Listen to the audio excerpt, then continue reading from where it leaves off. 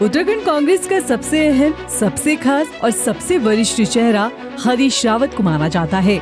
हरीश रावत उत्तराखंड के उन कद्दावर नेताओं में शुमार हैं, जिन्होंने लाख कठिनाइयों के बाद भी राजनीति से अपनी सक्रियता कम नहीं होने दी। इन दिनों हरदा अपनी सियासी यात्रा पर निकले हैं। उनकी इस यात्रा को कांग्रेस के लिए संजीवनी के रूप में देखा जा रहा है, क्योंकि साल 2027 का विधानसभा चुनाव होना है और जिस तरह से लगातार कांग्रेस को हार का सामना करना पड़ रहा है, ऐसे में हरदा की ये यात्रा कांग्रेस के लिए एक नई पटकथा लिख सकती है। मगर हरीश रावत की इस यात्रा को लेकर कई सवाल उठ रहे हैं। मसलन हरीश रावत को अपनी राजनीतिक यात्रा के इस दौर में अपनी बात कहने के लिए ये सियासी यात्रा वाला रास्ता क्यों निकालना पड़ा? क्या इस यात्रा के जरिए हरदा अपनी राजनीति चमकाना चाहते हैं या फिर कांग्रेस पार्टी के लिए राह आसान बनाना चाहते हैं? और क्या वाकई हरदा की इस यात्रा से कांग्रेस पार्टी उभर पाएगी?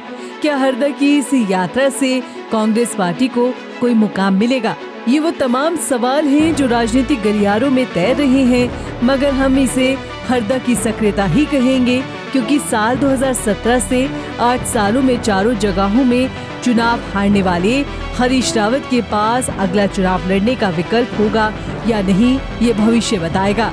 लेकिन उनकी यात्रा की जीवटता बताती है कि राजनीतिक रूप से सक्रिय रहना पसंद करते हैं। हालांकि हरदा की यात्रा को लेकर बीजेपी सीधे हरीश रावत के कार्यकाल पर निशाना साधती नजर आई। बीजेपी के मीडिया प्रभारी मनवीर चौहान की माने तो जिस दौर में हरीश रावत राज्य के मुख्यमंत्री थे, वो दौर इस राज्य के लिए किसी अभिशाप से कम नहीं था। जो आदरणीय हरीश रावत जी हैं, उनको न तो उत्तराखंड की जनता गंभीरता से लेती है और न उनको किसी प्रकार से स्वीकार करती है, और यही स्थिति उनकी अपनी पार्टी में इस समय वर्तमान में चल रही है। इसलिए वो सिर्फ और सिर्फ अपने आप को स्थापित रखने के लिए जिस प्रकार से उनको उनके पार्टी के नेताओं के द्वारा एक तरह से किनारे किया गया, उस लड़ाई को लड़ रहे हैं।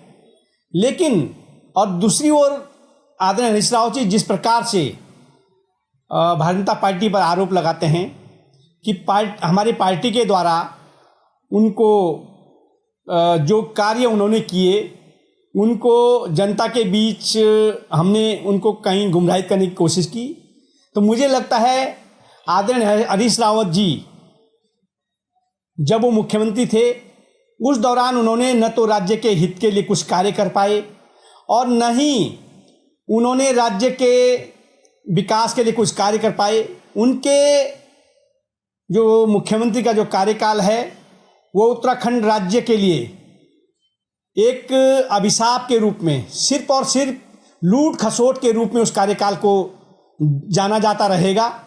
इसलिए वो इस प्रकार से लोगों को भ्रमित करने की कोशिश कर रहे हैं। विरोधी चाहे कुछ भी कहें, लेकिन कांग्रेस में हरीश रावत से ज्यादा सक्रिय कोई नहीं है। वैसे तो पिछले दिनों में हरदा ये कह चुके हैं कि अब वो चुनाव नहीं लड़ेंगे, लेकिन राजनीति में परिस्थितियां ही तय करती है कि कब और क्या होगा।